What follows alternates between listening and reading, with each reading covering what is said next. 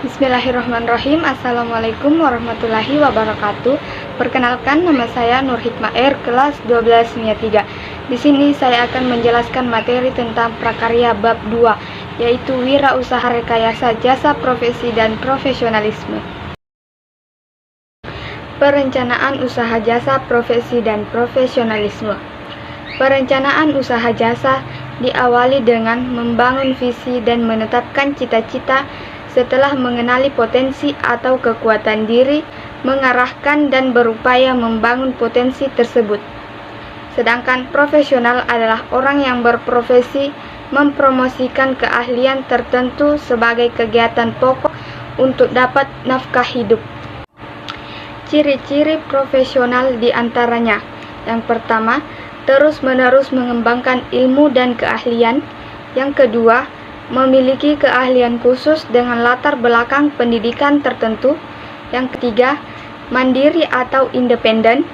Yang keempat, bekerja sama sebagai kegiatan utama.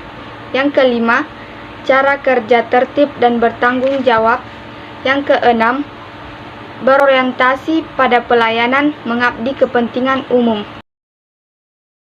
Selanjutnya, produk jasa profesi dan profesionalisme. Produk jasa profesi memiliki ciri: 1. Tidak berwujud. 2.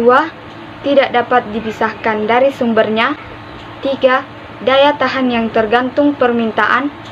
4. Mudah berubah-ubah tergantung kapan, di mana, dan siapa penyedia jasanya.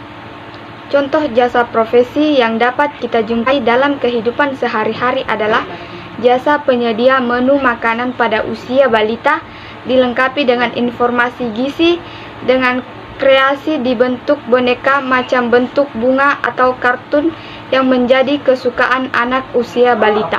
Banyaknya komunitas yang marak berkembang pada saat ini juga dapat menjadi peluang untuk menciptakan lapangan jasa profesi yang dapat mendatangkan profit. Di antaranya, yang pertama, profesi fotografer.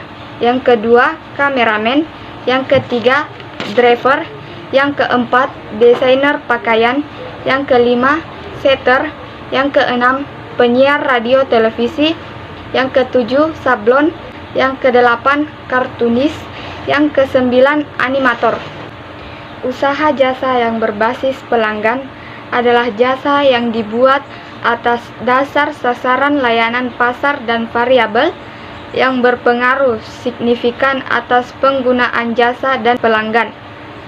Peluang usaha jasa profesi dan profesionalisme terdapat pada berbagai sektor, di antaranya sektor pertanian, perikanan, perkebunan, pendidikan, kesehatan, akuntansi, transportasi, atau sektor lain yang termasuk dalam sektor pendukung industri kreatif.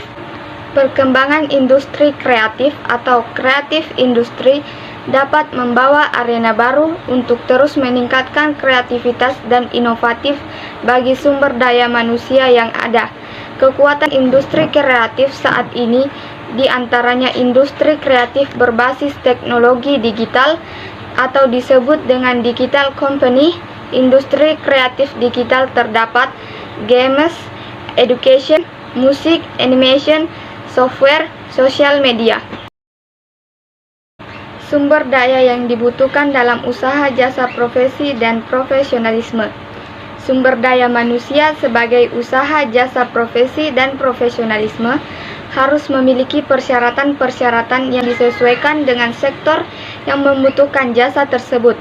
Persyaratan berupa kompetensi kerja perlu dikembangkan pada saat profesional. Kompetensi kerja yang dimaksud yaitu: yang pertama, kompetensi personal. Yang kedua, kompetensi sosial.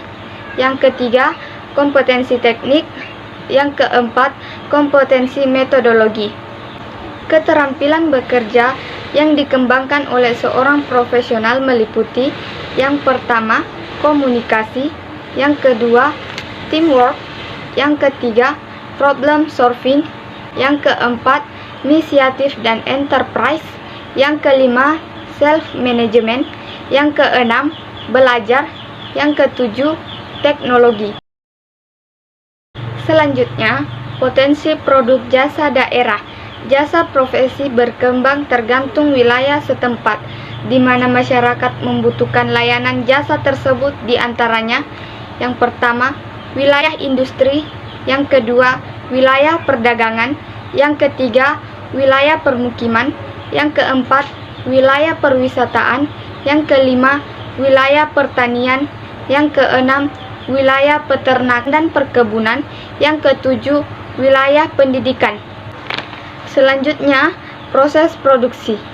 Proses produksi jasa profesi dikembangkan sesuai dengan potensinya di daerah masing-masing, sesuai dengan bakat, minat, dan daya dukung daerah setempat, dengan memperhatikan kebutuhan pasar melalui beberapa langkah-langkah yang perlu diperhatikan dalam proyek kegiatan usaha, profesi, dan profesionalisme dengan tahapan sebagai berikut.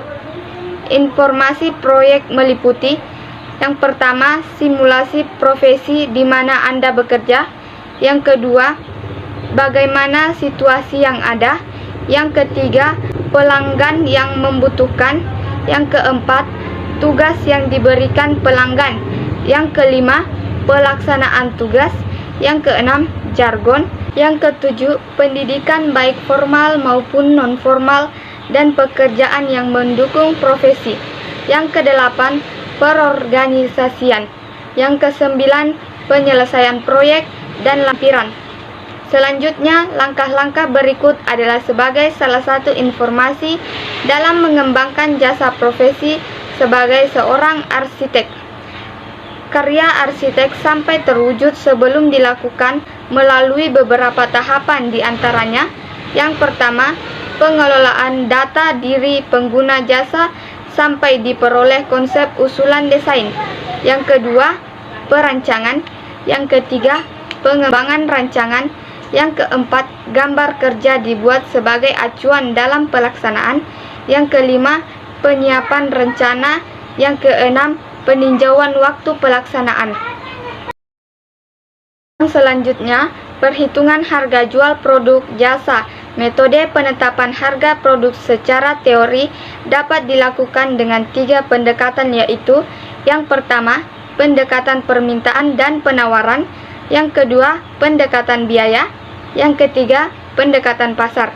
Selanjutnya, perhitungan harga jual produk jasa ditentukan oleh faktor-faktor, yaitu yang pertama, standar upah atau gaji; yang kedua, tingkat kesulitan pekerjaan; yang ketiga, bahan atau suku cadangan yang digunakan; yang keempat, standar upah minimum tiap daerah. Selanjutnya, media promosi produk jasa profesi dan profesionalisme. Pengertian promosi. Promosi adalah suatu kegiatan komunikasi bidang pemasaran yang dilaksanakan oleh produsen kepada konsumen untuk menyebarkan informasi, mempengaruhi, dan mengingatkan pasar sasaran atas produk yang ditawarkan guna mendorong konsumen untuk melakukan pembelian ulang dan mencoba produk baru. Adapun tujuan dari promosi penjualan adalah meningkatkan kinerja perusahaan, meningkatkan permintaan dari konsumen, mendukung serta mengkoordinasikan kegiatan personal, sharing, dan iklan. Media promosi adalah sarana untuk terjadinya promosi.